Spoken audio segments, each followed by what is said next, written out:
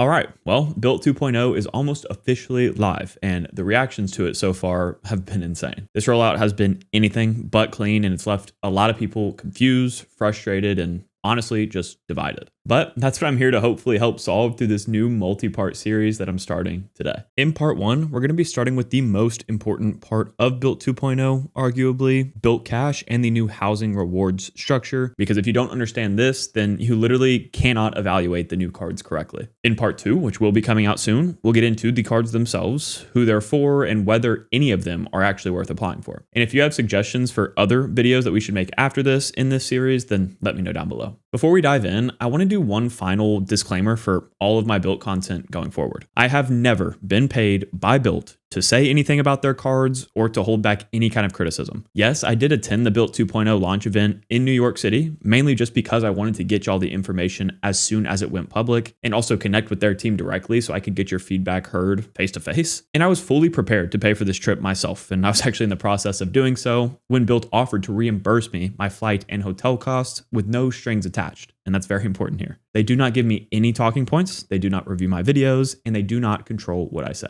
I do use affiliate links, not just with Bilt, but with practically every lender, and I've always disclosed that. But regardless of those links, you're always going to be getting my real, honest opinions, good or bad. And if any of this is a deal breaker for you, no hard feelings at all. I promise that I'm going to keep showing up the same exact way that I always have, making videos based on my honest opinions, whether they're popular or not. Now, let's start with the biggest change that Bilt 2.0 has introduced, which is how you earn rewards on housing. First, I should mention that with Bilt 2.0, you can now not only earn rewards on rent, like we always have been able to with them, but also on mortgages too now, which is a really exciting development. Unfortunately, it's not quite as simple as just, getting one of the new cards and earning free rewards anymore. And right off the bat, I want to be very clear here. I am not happy about how this new system works compared to how it used to. As a Bilt 1.0 cardholder, I, just like a lot of y'all, was extremely spoiled getting 1x back on rent as long as I just made 5 transactions on the card every month, even if that was just for 5 bananas. And now with Bilt 2.0, that's completely gone. And with a new Bilt 2.0 credit card, there are now 2 options for you to choose from to earn housing rewards. As you can see on screen here, option 1 is going to be a locked tiered approach based on your spend on your card every single month. And then option 2 down here is going to be the Bilt Cash option, or what I would kind of call like the sliding scale option, I guess. This is the option that has a lot going into it here, so we're going to spend a good amount of time talking about it today. But yeah, just know that both of these options have one main thing in common. You're going to have to be spending a lot on these cards to get a good rate back on your housing payments. In order to get the full 1x rate like we used to get on housing, you actually have to spend 75% of your monthly housing cost on your Bilt 2.0 credit card every month. So yeah, obviously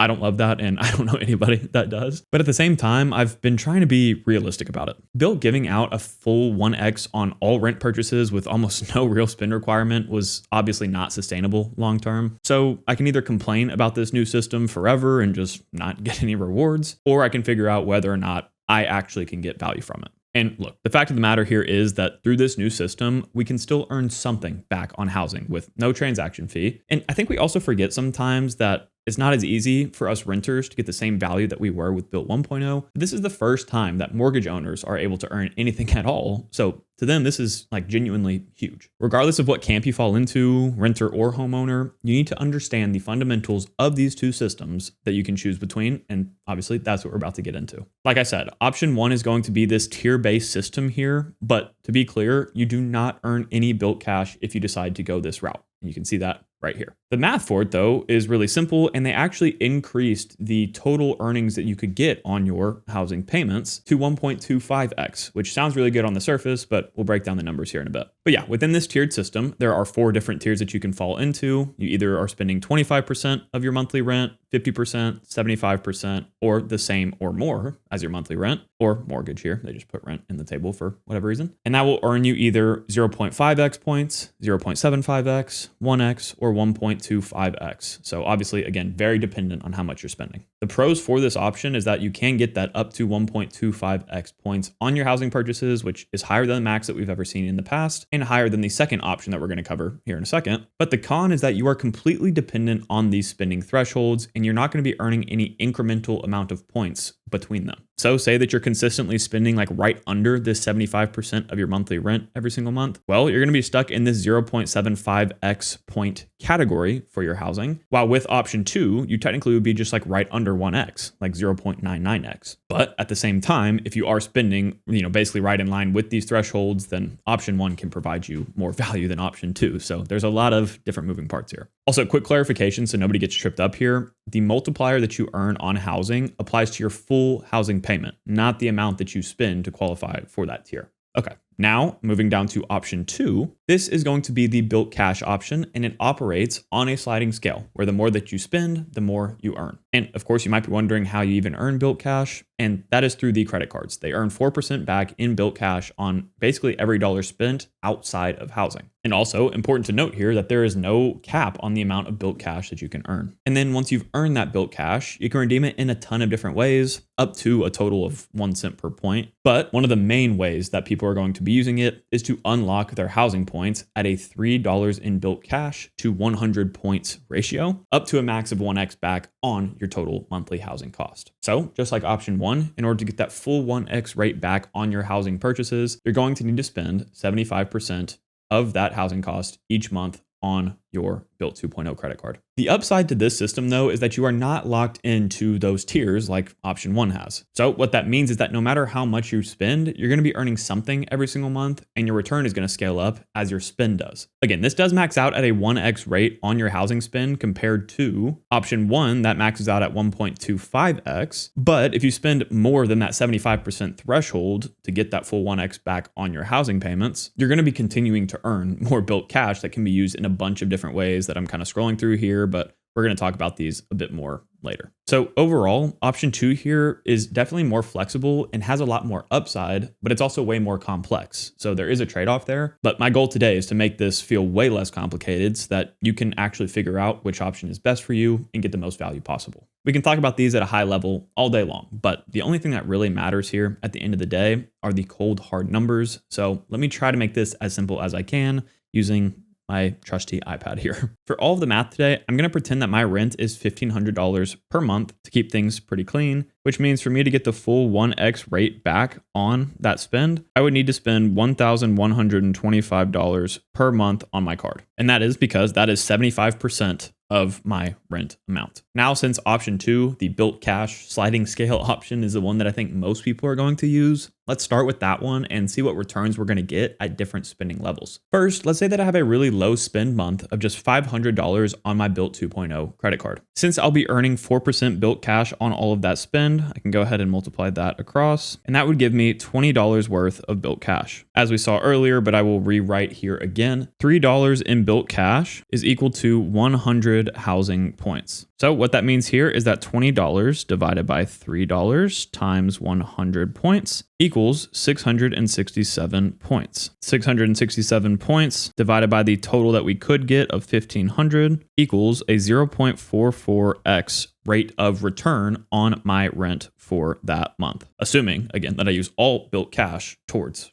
earning these points. We will get into the other redemption options in a bit, but I want to stick with the housing rewards for this section. Now we can compare that to option 1, the locked tier system, and referencing that table from earlier with my updated $1,500 worth of rent every single month. That same $500 worth of spend would put me directly in the 25% tier, which equals that 0.5x rate that I will get on my housing purchases, which is already better than the 0.44x we can see. But the total number of points I will get from that is 750. So comparing those two, obviously option 1 or the tiered option would beat option 2, the Bilt Cash option in this specific case, but just by a small margin. So we'll have to see how it continues. Okay, now back to the Bilt Cash option. Let's say that instead I spend $1,125 in a month. Multiplying that by the 4% I would earn in Bilt Cash would come out to $45. That $45 divided by 3 times 100 for the conversion comes out to 1,500 points, which is a full 1x rate back on my housing purchases. Referencing the table again for option 1, that puts me squarely within the 75% spend threshold, meaning that I would earn that same full 1x back on my rent or 1,500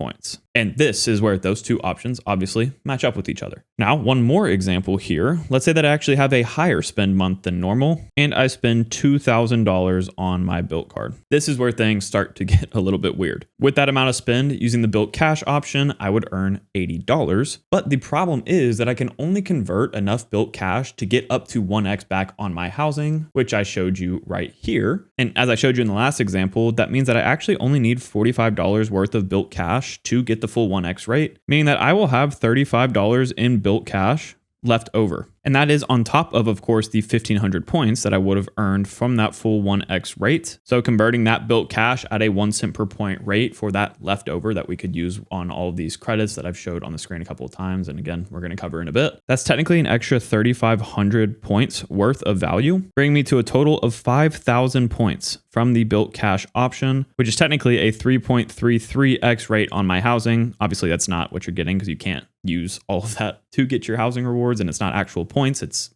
leftover Bilt Cash plus the points, but you get the idea. Going back to that tiered option one more time, that will put me in the highest bracket possible. So the greater than 100% spend bracket, meaning that I'll earn a 1.25x rate on my housing cost, or a total of 1,875 points. Obviously, if you look at these two numbers next to each other, we are not very happy with that return. And this goes to show that technically the higher spend you have, the better the Bilt Cash option is. After breaking all of that down, the big question at this point is, which option should you choose between the two? And it's not quite as simple as just saying high spend, go the Bilt Cash route, and if not, go the other, because there is no one size fits all answer. And the winner between the two flips at different spending points on your card. So instead of trying to spell it all out here and do more math on this iPad for you, I decided to actually build out a calculator that you can just plug in your monthly housing expense and your monthly spend on your card, and it'll do the rest for you. It'll tell you down here which option is best. So real quick, I can show you the example of $1,500 as a housing expense, the monthly spend on the card being $1,000. It pops out that option 2 is the better one to use by a margin of a couple hundred points. Now let's say that for some reason I can only spend $500 on my card.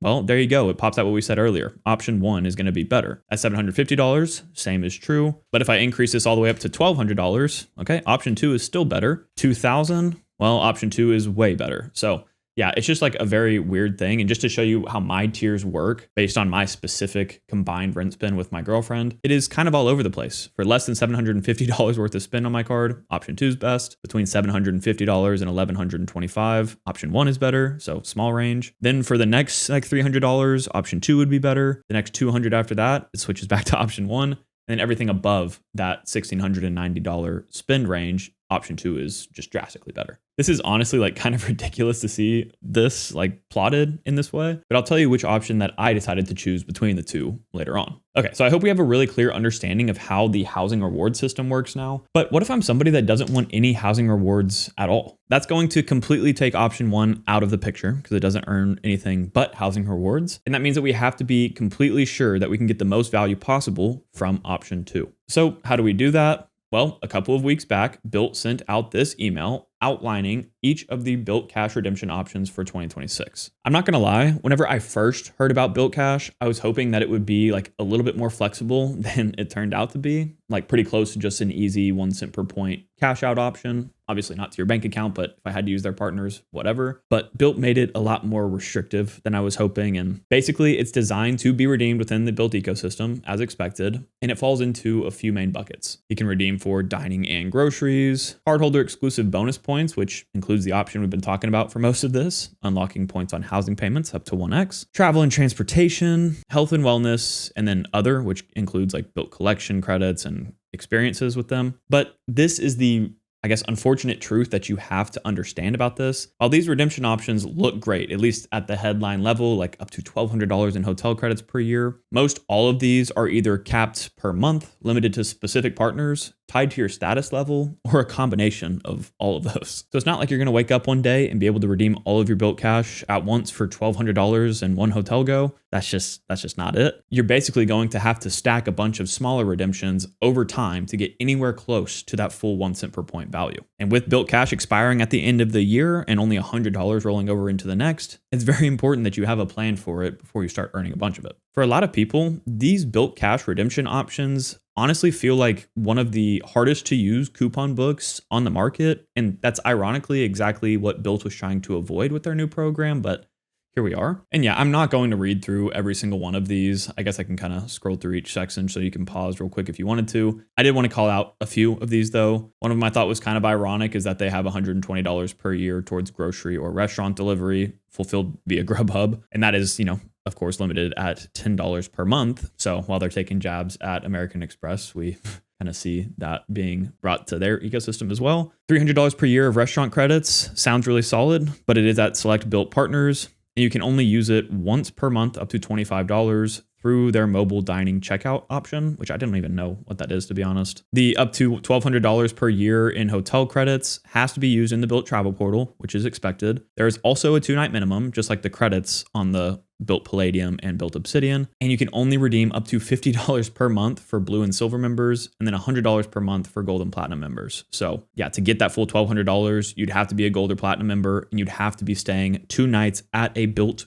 hotel every single month. So that's just like very, very restrictive. If you want to read through this full list, of course, you can go access Bilt's page directly. And do note that it's possible that at the rate they've been changing some of their terms with the feedback they've had from the audience, these terms that I'm showing right now might change by the time you're watching this. So always good to go check their website directly. At this point though, I'm sure some of y'all are curious as to where this leaves me and my strategy. And honestly, it's the same as whenever these new cards and systems were first announced. I have actually always been personally planning to use option 2 here, the Bilt Cash or sliding scale option, and use all of my Bilt Cash to unlock up to 1x on my housing payments. With how high my girlfriend and I's combined rent is and how much we need to be spending on the card every month to max out that 1x rate, I don't expect I'll ever have any leftover Bilt Cash to use with those credits that I've showed, and that's completely okay with me. Very important to note here that I could get much more value from my Bilt Cash by trying to optimize every credit possible instead of using it towards housing rewards. Like technically that is the best way to do it, but